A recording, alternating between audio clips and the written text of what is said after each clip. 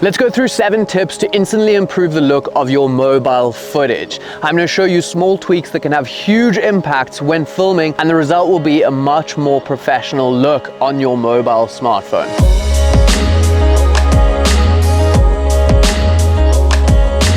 So I'm out in these beautiful mountains in Austria actually right now. It's so picturesque everywhere we look, and it's going to be the perfect place to show you guys these 7 tips.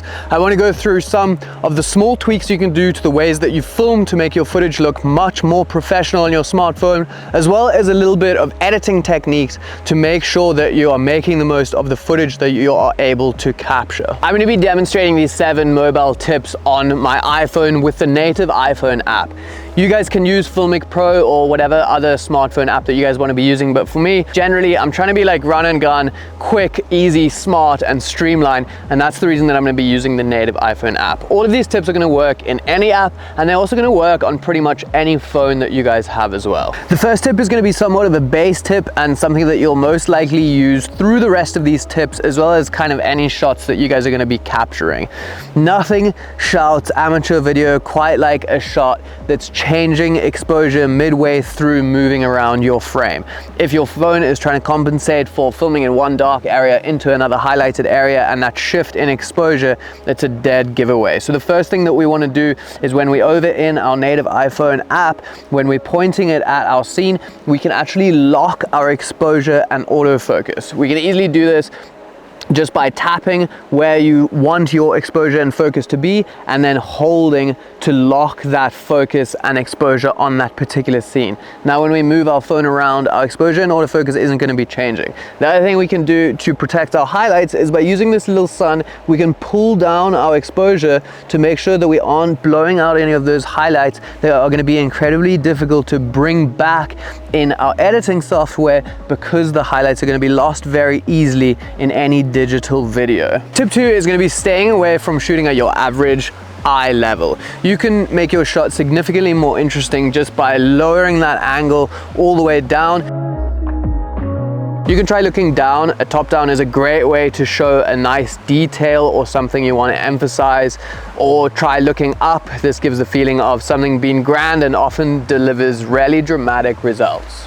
Tip 3 is being smooth and consistent. Keeping your shots smooth gives a much more cinematic feel. Whether you're on a gimbal or handheld, do your best to make your shots as unshaky and unjittery as possible by really keeping your phone really nice and stable. Furthermore, each shot should be a singular direction in movement, and shooting with intention is key. So are you pushing forward to bring a viewer further into that scene? Maybe are you lifting your camera up to reveal a location, sliding to reveal something, or maybe pulling back to leave that scene or give the audience a feeling of ending.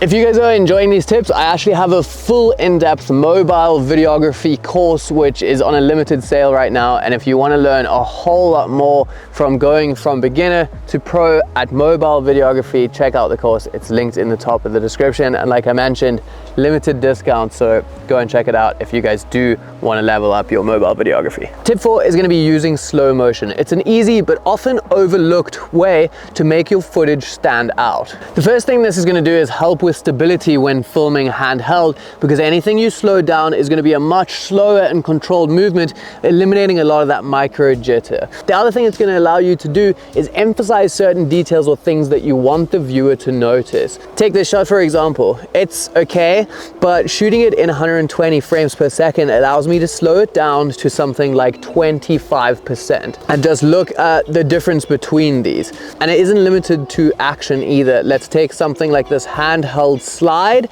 and normal speed is fine, but the extra frames with slow motion, just look how much more dramatic it is and how much more your shot stands out. Tip 5 is going to be to utilize the lenses that are available on your phone. Making the most of the different lenses is going to give you a wider variety of shots and perspectives to keep your videos interesting.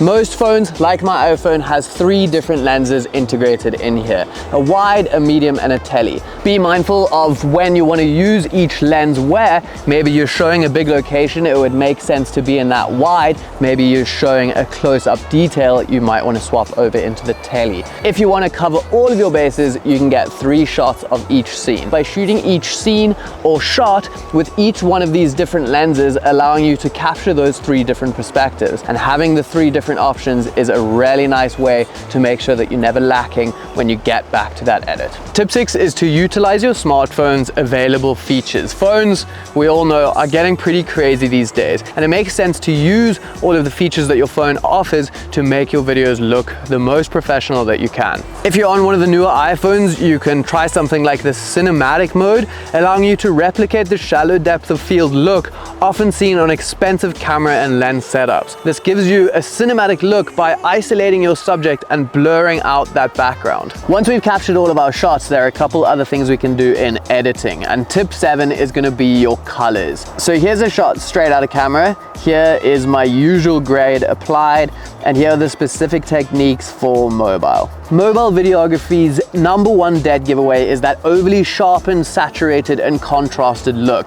And there's a very simple technique that we can do regardless of what editing software that we're in. I like to take down the sharpening, contrast, and saturation to even out that look and make it much more similar to a professional camera. When on mobile, there are a few additional things that I like to add. I like to take my contrast down to somewhere between 30 and 50, depending on the scene and the sunlight or harsh lighting. I also like to take my saturation down to somewhere around -10 to 15, and that just evens out the footage and makes it look a lot more professional. I also like to take down the sharpening because often on mobile footage, it just looks much too sharp and digitally enhanced, and by taking that sharpening down, we end up with a much more filmic look. By the way, if you guys do want to get mobile LUTs, the same ones that I have used for all of these shots in this video, they're also going to be linked down in the description, also available for a limited discount. Check them out, really nice, and makes grading your footage easy even on a mobile device. So I hope these tips were helpful for you guys, and whenever you shoot on mobile, try keep some of these things in mind. Remember that if you want to find out anything more or go in depth into how you can take your mobile videography from beginner to pro, that full course is linked in the top of the description. Other than that, have fun. Bye.